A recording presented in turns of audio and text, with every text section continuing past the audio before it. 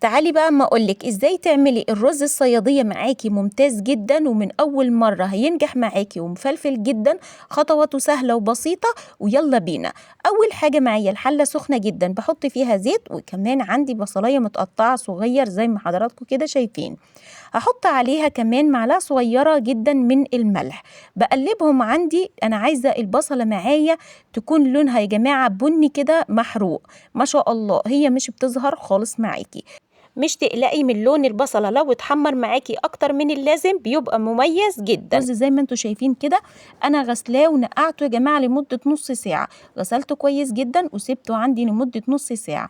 حطيت عندي معلقة صغيرة كاملة من الملح، وكمان معلقة صغيرة كاملة من الكمون. هبدأ دلوقتي اشوح عندي او اسخن عندي الرز معايا بالشكل ده علشان ينزل معايا اي سوائل فيه، لازم يسخن معاكي. دي بقى اللي بتخلي الخطوة معاكي الرز معاكي مفلفل جدا. شايفين حضراتكم سهل جدا، ولون البصلة معايا اللهم بارك ما خدش اي وقت خالص، في ثواني عملناه بالشكل ده. اهم حاجة قلنا تسخينة الرز معايا اللهم بارك. وليه احنا بنخمر اي رز معايا لاي اكلة؟ علشان بقى التخمير معايا يا جماعة بينزل الشوائب اللي في الرز اللي احنا مش بنبقى شايفينها بعينينا، ولازم بعد ما يتخمر نغسله مرة كمان ونستخدمه عادي جدا، مفيش اي مشكلة خالص. هنا بقى بحط عندي معلقة صغيرة كاملة من الكركم على الكاري بالشكل ده، وهبدأ بقى ايه في التقليب تماما زي ما حضراتكم كده شايفين بقى تسخينة معايا مع البهارات الكمون مع الكركم، لازم يسخن كويس جدا. اول ما سخن معايا هبدأ بقى ايه بمعيار المية الباردة. انا حاطة مية باردة خالص يا جماعة ما شاء الله. ادي بظبط بقى كده عندي المعيار. انتي مش تزودي المية يا جماعة علشان عندي الرز انا مخمراه اللهم بارك. وخطوة بقى مقدار المية مظبوطة معاكي ولا لا، بتروحي حاطة المعلقة عندي في النص بالشكل اللي هتشوفوه دلوقتي اللهم بارك. يا دوب المية كده تغطيه بعقلة صباع واحدة اللهم بارك، ويطلع معاكي احلى رز مفلفل. دلوقتي بقى هغطي عليه، واول ما تشرب معايا شايفين يا جماعة لون البصلة خطير جدا. هبدأ دلوقتي هدي عليه النار وهقلبه معايا بالشكل ده ما شاء الله، واسيبه عندي لمدة 5 دقايق.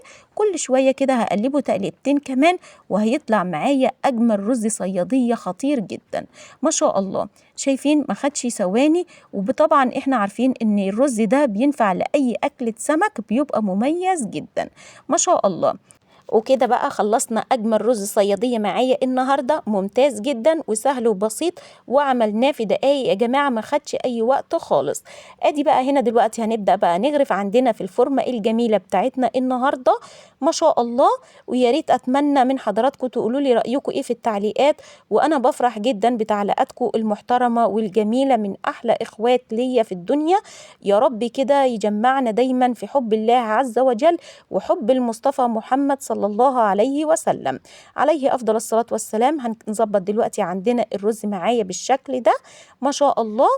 وكده بقى خلصنا دلوقتي أجمل رز معايا دلوقتي، وهنقلبه دلوقتي معايا في الفورمة، وهيطلع معايا أحلى طبق رز معايا صيادية مميز جدا، مع بقى سمك مقلي سمك مشوي سمك صينية، بيبقى طعمه خطير. وطبعا كلنا عارفين مفيش أكلة سمك لازم يكون جنبها كده طبق رز صيادية كده خطير جدا، وبألف هنا وشفا. وتعالوا بقى نشوف الجمال معانا بالشكل ده.